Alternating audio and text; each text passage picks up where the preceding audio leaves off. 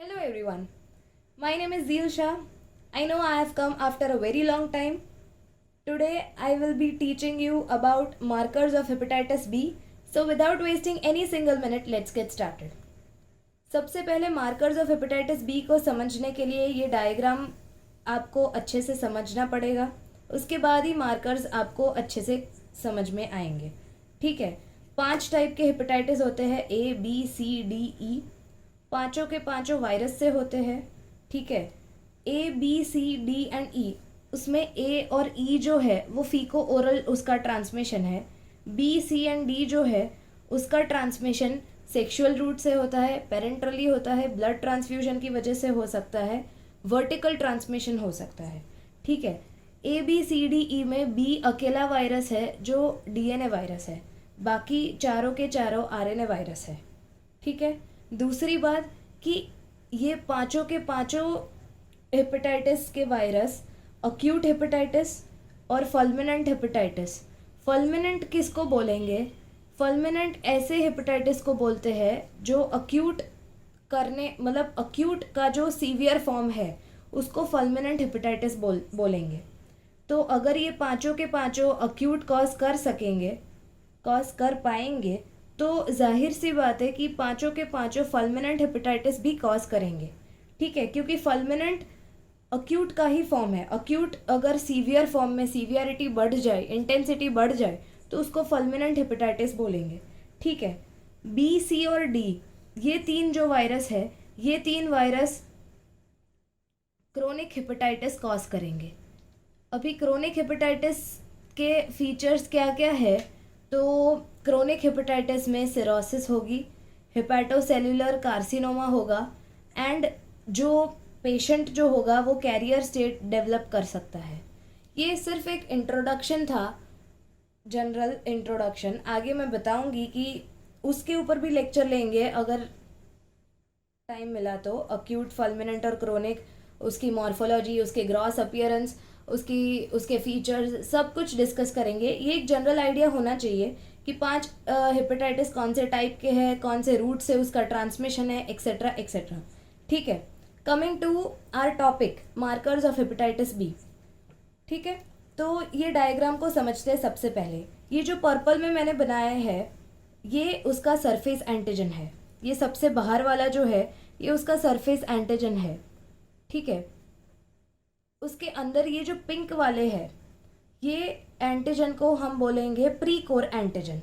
इसका नाम यहाँ पे मैंने मेंशन किया है, इसका नाम प्री कोर एंटीजन है जिसको हम H B stands for hepatitis B and E इसीलिए बोला क्योंकि कई बार एनवलप एंटीजन भी बोलते हैं. तो एनवलप का ई, उससे यहाँ का ई आया है. ठीक है. सबसे बाहर वाला जो एंटीजन है उसका नाम सरफेस एंटीजन. तो hepatitis B S for surface and A G for antigen. Hepatitis B surface antigen. Then coming to pink one which is also known as hepatitis E, hepatitis B pre core antigen और you can say hepatitis B envelope antigen. उसके अंदर ये जो yellow वाला है ये उसका core है. तो कोर के एंटीजन को बोलेंगे, कोर के एंटीजन को हम सी से डिनोट करेंगे, हेपेटाइटिस बी कोर एंटीजन. ठीक है. तो हमने 3 एंटीजन पढ़े, surface, pre core and core. Core के बाहर वाला इस प्री कोर, उसको एनवेलप भी बोलते हैं. ठीक है. इसीलिए उसको एच बी ई से डिनोट करते हैं. ठीक है. H B is hepatitis B, E for envelope and A G for antigen. ये तीनों एंटीजन समझ में आ गए. Surface antigen, hepatitis, surface antigen, pre core antigen and core antigen. अभी एक चीज़ समझने की है कि ये जो कोर वाला एंटीजन है येलो वाला वो कभी भी पेशेंट के सीरम में नहीं दिखेगा. वो कभी भी नहीं. हम ब्लड टेस्ट करेंगे तो सीरम, हम मार्कर्स पढ़ रहे हैं ना. मार्कर्स का मीनिंग क्या होता है कि ब्लड टेस्ट करेंगे तो कुछ डिटेक्ट होगा, एंटीबॉडीज़, आइदर एंटीबॉडीज़ और एंटीजेंस वो डिटेक्ट होंगे. उनकी प्रेजेंस या एब्सेंस से हम एक डायग्नोसिस करेंगे कि इसको अक्यूट हेपेटाइटिस है, इसको क्रोनिक हेपेटाइटिस है, रिकवरी वाले फेज़ में है पेशेंट या पोस्ट वैक्सीनेशन वाले फेज़ में है. तो उसकी डायग्नोसिस के लिए हम मार्कर्स की हेल्प लेते हैं, ठीक है। तो ब्लड टेस्ट की बात कर रही थी मैं, तो ब्लड टेस्ट हम करेंगे तो सीरम में कभी भी ये दिखेगा नहीं, ओके। ये वाला एंटीजन कभी नहीं दिखेगा, कोर एंटीजन, ठीक है। सरफेस एंटीजन दिखेगा और प्री कोर एंटीजन दिखेगा। तो मार्कर्स टोटल 6 है। यहाँ पे मैंने लिखा है कि देर आर टोटल 6 मार्कर्स। अभी हमने 3 एंटीजन पढ़े, उसमें से एक एंटीजन नहीं है, तो 2 एंटीजन हुए, 2 एंटीजन सरफेस एंटीजन और प्री कोर एंटीजन। और ये जितने भी एंटीजन है उसके अगेंस्ट एंटीबॉडीज हमारी बॉडी फॉर्म करेगी। तो ऐसे समझ लो कि 3 एंटीजन और 3 एंटीबॉडी, आइडियली ये 6 मार्कर होने चाहिए, बट कोर एंटीजन जो है वो हमारा नहीं आता है, ठीक है। तो 2 एंटीजन हो गए और बाकी जो है एंटीबॉडीज वो 4 हो जाएगी। कौन सी 4 हो जाएगी? एंटी सरफेस एंटीबॉडी, मतलब antibody against surface antigen, antibody against precore antigen, और ये जो मार्कर, ये जो कोर एंटीजन है जो डिटेक्ट नहीं होता है पेशेंट के सीरम में, उसके अगेंस्ट 2 एंटीबॉडी बनती है, आईजीएम और आईजीजी, ठीक है। तो ऐसे समझ लो कि कंपेंसेट करने के लिए आइडियली ऐसा था कि 3 एंटीजन और 3 एंटीबॉडी, ठीक है। पर ये कोर जो एंटीजन है वो नहीं आता है, पेशेंट नहीं डिटेक्ट होता पेशेंट के सीरम में, तो उसको कंपेंसेट करने के लिए उसने अपनी जगह पे 2 एंटीबॉडी बना दी, ठीक है।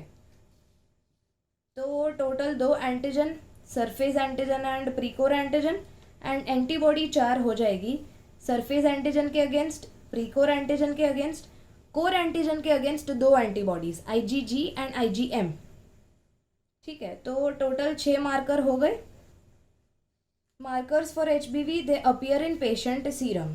नोट, यहाँ पे इम्पॉर्टेंट नोट क्या है कि ये जो है कोर एंटीजन, जैसा कि मैंने पहले बताया, hepatitis B core antigen does not appear in patient serum, ठीक है। ये कोर एंटीजन कभी भी पेशेंट के सीरम में नहीं अपीयर होगा, तो उसकी जगह पे उसने अपनी 2 एंटीबॉडी बना दी, ठीक है। तो टोटल 6 मार्कर्स हैं। अभी इनका सीक्वेंस देखते हैं, कौन सी सीक्वेंस में ये अपीयर होंगे। ऐसा तो नहीं होगा कि 6 के 6 एक साथ ही अपीयर हो जाएंगे, ठीक है। ये रहा इनका sequence, sequence of appearance in blood. सबसे पहले सरफेस एंटीजन, सबसे पहले ब्लड में सरफेस एंटीजन आएगा। कभी भी इन्फेक्शन, रीसेंट इन्फेक्शन या infection, patient is suffering from acute hepatitis, then the first marker to come or to be detected will be this HBsAg। Surface antigen वाला जो marker है वो सबसे पहले आएगा, सबसे पहले डिटेक्ट होगा, ठीक है। ये चीज़ याद रखनी है, ये सरफेस एंटीजन सबसे पहले डिटेक्ट होगा, तो इसकी जो एंटीबॉडी है वो सबसे लास्ट में अपीयर होगी। इसका सीक्वेंस है, मैं बताती हूँ आपको। सबसे पहले सरफेस एंटीजन, उसके बाद प्रीकोर एंटीजन एंड उसके साथ साथ वायरल डीएनए, ये दोनों आएंगे, डिटेक्ट होंगे। उसके बाद कोर एंटीजन की आईजीएम एंटीबॉडी जो थी वो आएगी, उसके बाद प्रीकोर एंटीजन की एंटीबॉडी, उसके बाद कोर की आईजीजी वाली एंटीबॉडी, एंड लास्ट में सरफेस एंटीजन जो था उसके अगेंस्ट एंटीबॉडी। तो पहला और लास्ट दोनों ही सरफेस वाला स्टेप है। पहला वाला इज सरफेस एंटीजन। एक चीज़ याद रखो कि एंटीजन सबसे पहले डिटेक्ट होगा, उसके बाद उसके अगेंस्ट एंटीबॉडी प्रोड्यूस करेगी बॉडी, ठीक है। तो सबसे पहले सरफेस एंटीजन आएगा और सबसे लास्ट में सरफेस एंटीजन के अगेंस्ट एंटीबॉडी आएगी। बीच का सीक्वेंस याद रखना है, ठीक है। अभी पहले जैसे मैंने बताया कि एंटीजन पहले आता है, उसके बाद एंटीबॉडी डिटेक्ट होती है, तो 2 ही एंटीजन है जो डिटेक्ट करने हैं। सरफेस वाले को हमने फर्स्ट दे दिया, फर्स्ट उसको रख दिया, तो सेकेंड वाला प्रीकोर जो एंटीजन है वो आएगा, क्योंकि कोर एंटीजन जो है वो डिटेक्ट नहीं होता है। तो ये दोनों चीज़ याद हो गई कि सरफेस एंटीजन सबसे पहले आएगा, उसके बाद में प्रीकोर एंटीजन आएगा, ठीक है, अभी प्री कोर एंटीजन के साथ साथ वायरल डीएनए भी आ जाता है। सबसे पहले वायरस के अंदर जितने भी चीज़ें हैं वो आ जाएगी ब्लड, पेशेंट के ब्लड में। ठीक है, उसके बाद बॉडी प्रोड्यूस करेगी एंटीबॉडीज़ उसके अगेंस्ट, तो उसके बाद सीक्वेंस आएगा एंटीबॉडीज़ का। अभी सरफेस एंटीजन आ गया, एंड प्री कोर एंटीजन आ गया और वायरल डीएनए आ गया। ठीक है, कोर एंटीजन कभी नहीं आएगा, तो सबसे पहले जो एंटीबॉडी होगी वो कोर की आ जाएगी, एंटी एचबीसी एंटीबॉडी, और उसमें भी आईजीएम। ठीक है, कोर की एंटीबॉडी आ गई, उसके बाद प्री कोर की आएगी, उसके बाद आईजीजी एंटीबॉडी आएगी कोर की, एंड लास्ट में तो हमने देखा था कि सरफेस एंटीजन के अगेंस्ट एंटीबॉडी सबसे लास्ट में आएगी। ये सीक्वेंस है। अगेन मैं रिपीट करती हूँ, स्टार्ट हम करेंगे सरफेस एंटीजन से और एंड हम करेंगे सरफेस एंटीजन के अगेंस्ट एंटीबॉडी से। बीच का सीक्वेंस हमें याद रखना है। वो कैसे हम याद रखेंगे? सरफेस एंटीजन हो गया, उसके बाद pre core antigen and viral DNA. ठीक है, अभी सरफेस एंटीजन हो गया, प्री कोर एंटीजन और वायरल डीएनए हो गया, तो सबसे पहले अभी एंटीबॉडी जो आएगी वो आएगी आईजीएम एंटीबॉडी। किसके अगेंस्ट? कोर एंटीजन के अगेंस्ट। तो एंटी एचबीसी एंटीबॉडी जो आईजीएम टाइप की है वो सबसे पहले डिटेक्ट होगी, उसके बाद प्री कोर के अगेंस्ट आएगी, उसके बाद कोर के अगेंस्ट, कोर एंटीजन के अगेंस्ट बट आईजीजी आएगी, एंड लास्ट हमें पता है सरफेस एंटीजन के अगेंस्ट एंटीबॉडी बनेगी, वो सबसे लास्ट में अपीयर होगी। ठीक है, coming to summary, surface antigen जो है वो फर्स्ट होगा to appear, anti HBs antibody जो है वो होगी लास्ट टू अपीयर। ठीक है, ये सीक्वेंस मैंने वापस यही ऊपर वाला सीक्वेंस ही लिखा है कि सबसे पहले surface antigen, then pre core antigen along with DNA, viral DNA, then core के अगेंस्ट कोर एंटीजन के against IgM antibody, pre core के against antibody, then core antigen के अगेंस्ट एंटीबॉडी आईजीजी टाइप की, और सबसे लास्ट में surface antigen के against antibody.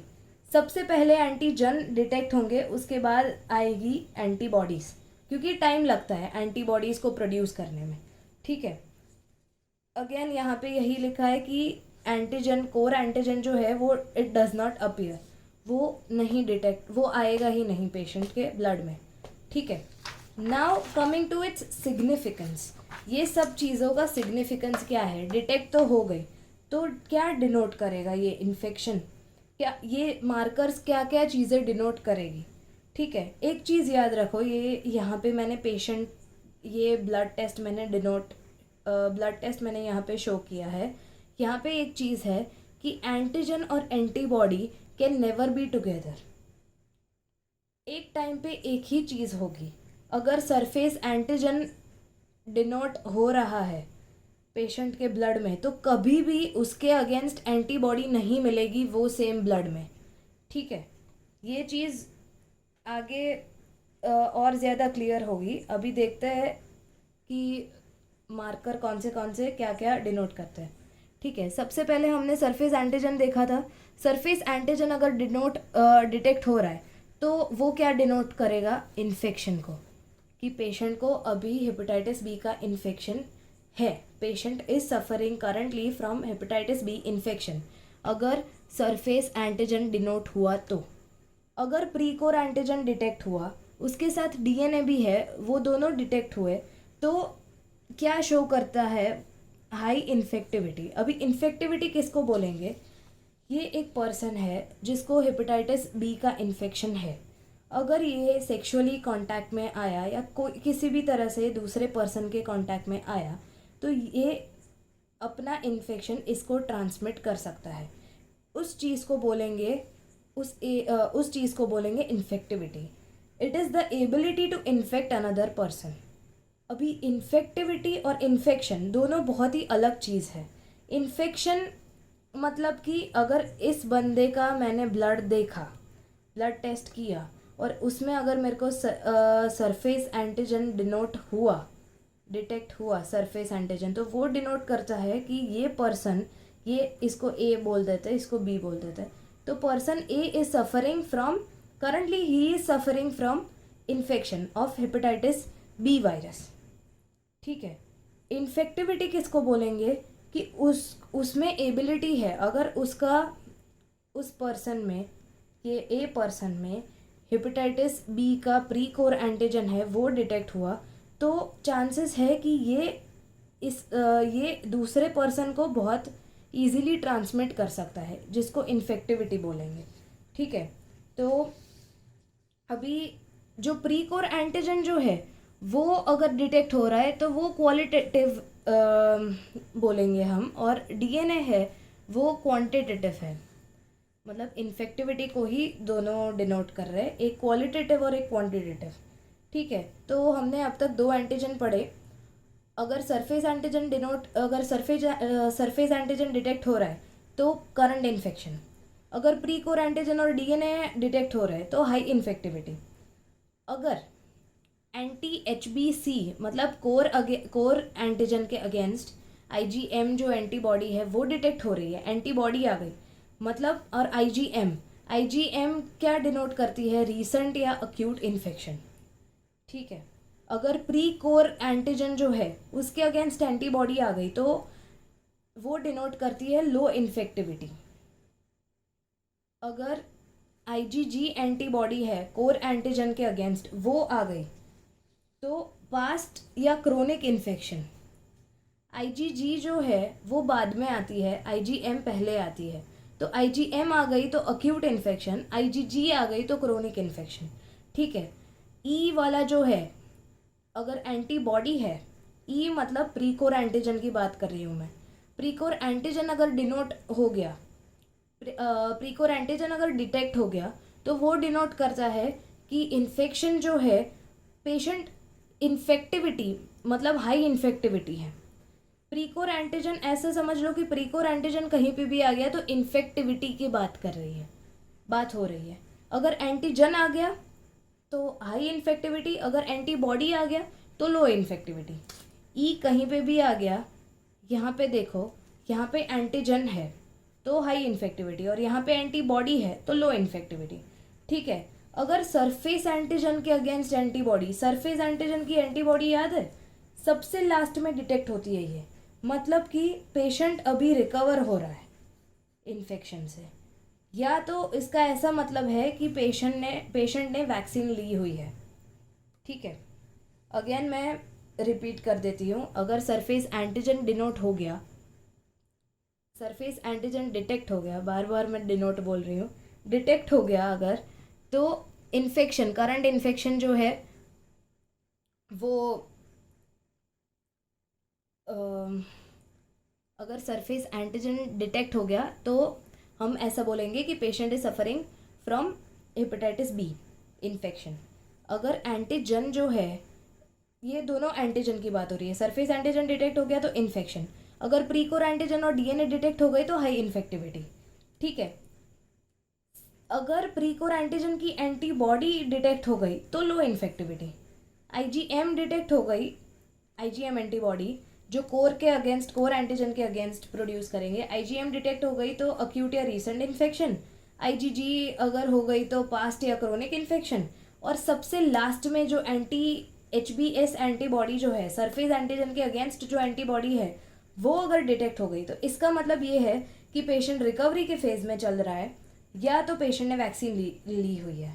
ठीक है, अभी यहाँ पे मेरे पास एक टेबल है, वो देख लेते हैं, तो अगर वो क्लियर हो गया तो ये टॉपिक अच्छे से क्लियर हो जाएगा। ठीक है, इसको ढक देते हैं ताकि इसके आंसर्स आप देख ना सको। हाँ, तो सबसे पहला केस ये है कि सरफेस एंटीजन जो है वो प्रेजेंट है, वो डिटेक्ट हो रहा है, प्री कोर एंटीजन नहीं है, एंड अभी एंटीजन सरफेस एंटीजन प्रेजेंट है तो उसकी एंटीबॉडी नहीं होगी कभी भी, एंटीजन प्री कोर एंटीजन नहीं है उसकी एंटीबॉडी भी नहीं है, और एंटी एचबीसी मतलब कोर एंटीजन के अगेंस्ट एंटीबॉडी नहीं है। Only and only surface antigen जो है सिर्फ वही यहाँ पे शो हो रहा है, सिर्फ वही डिटेक्ट हुआ है। तो सरफेस एंटीजन क्या डिनोट करता है कि infection patient is suffering from infection. तो यहाँ पे इसका रिजल्ट क्या है, अर्ली अक्यूट हेपेटाइटिस। ठीक है, अगर सरफेस एंटीजन के साथ साथ प्री कोर एंटीजन भी डिटेक्ट हो रहा है, एंटीबॉडी दोनों की नहीं है, और आईजीएम एंटीबॉडी डिटेक्ट हो रही है एंटी एचबीसी की, तो क्या बोलेंगे हम, अक्यूट। अक्यूट क्यों, क्योंकि आईजीएम एंटीबॉडी है। अक्यूट हेपेटाइटिस इन्फेक्शन, इन्फेक्शन क्यों बोला, क्योंकि सरफेस एंटीजन डिनोट हो रहा है, और प्रीकोर एंटीजन भी है, प्रीकोर एंटीजन भी डिटेक्ट हो रहा है, तो उसके लिए हम क्या बोलेंगे कि विथ हाई इन्फेक्टिविटी। तो क्या यहाँ पे क्या बोलेंगे, acute hepatitis with high infectivity. ठीक है, coming to third case. Third case में क्या है, हेपेटाइटिस सरफेस एंटीजन डिटेक्ट हो रहा है, प्रीकोर एंटीजन भी डिटेक्ट हो रहा है, और यहाँ पे आईजीजी एंटीबॉडी डिटेक्ट हो रही है। तो ऊपर वाला सेम टू सेम केस, वहाँ पे हमने अक्यूट बोला था, अक्यूट की जगह पे आईजीजी है तो क्रोनिक बोलेंगे, chronic hepatitis with high infectivity, क्योंकि प्रीकोर एंटीजन डिटेक्ट हो रहा है।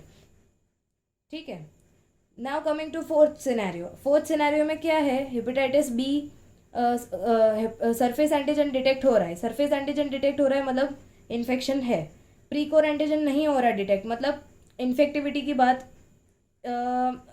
हाई इन्फेक्टिविटी नहीं है। फिर एंटीबॉडी यहाँ पे मिल रही है, तो एंटीबॉडी कौन सी, किसके अगेंस्ट मिल रही है, प्रीकोर एंटीजन के अगेंस्ट। प्रीकोर एंटीजन में हमने देखा था कि अगर एंटीबॉडी है तो लो इन्फेक्टिविटी। ठीक है, आईजीजी मतलब क्रोनिक, तो chronic hepatitis infection with low infectivity. ठीक है, coming to last fifth scenario. अभी यहाँ पे सरफेस एंटीजन जो है वो नहीं दिख रहा हमें, वो डिटेक्ट नहीं हो रहा, सरफेस एंटीजन डिटेक्ट नहीं हो रहा, मतलब कि इन्फेक्शन, पेशेंट इन्फेक्टिव स्टेज में नहीं है। ठीक है, प्रीकोर एंटीजन भी नहीं डिटेक्ट हो रहा, मतलब इन्फेक्टिविटी की भी बात हम नहीं करेंगे। एंटी एचबीएस सरफेस एंटीजन, जो लास्ट एंटीबॉडी थी, जो सबसे लास्ट में डिटेक्ट होती है सरफेस एंटीजन के अगेंस्ट, वो यहाँ पे देखने को मिल रही है। उसके साथ साथ एंटी एचबीसी आईजीजी, आईजीजी मतलब क्रोनिक, आईजीजी मतलब क्रोनिक, मतलब कि ये पेशेंट को इन्फेक्शन हुआ था, ये पेशेंट रिकवरी के फेज में चल रहा है। ठीक है, और लास्ट में जो है, लास्ट सिनेरियो, एचबीएस एंटीजन नहीं डिनोट हो रहा, नहीं डिटेक्ट हो रहा, मतलब इन्फेक्शन नहीं है। एचबीई एंटीजन भी नहीं है, मतलब इन्फेक्टिविटी की भी बात नहीं करेंगे। एंटी एचबीएस आइदर रिकवरी और वैक्सीनेशन, ये दोनों स्टेज में ही ये वाली एंटीबॉडी अपीयर होती है। ठीक है, तो ये वाला लास्ट सिनेरियो, और यहाँ पे दूसरे किसी के भी अगेंस्ट एंटीबॉडी नहीं है, मतलब ये वाला पोस्ट वैक्सीनेशन सिनेरियो है, पोस्ट वैक्सीनेशन। ठीक है, मैंने अपना बेस्ट देने का ट्राई किया है, अगर फिर भी समझ में ना आए तो पूछ लेना कमेंट सेक्शन में। ठीक है, थैंक यू सो मच।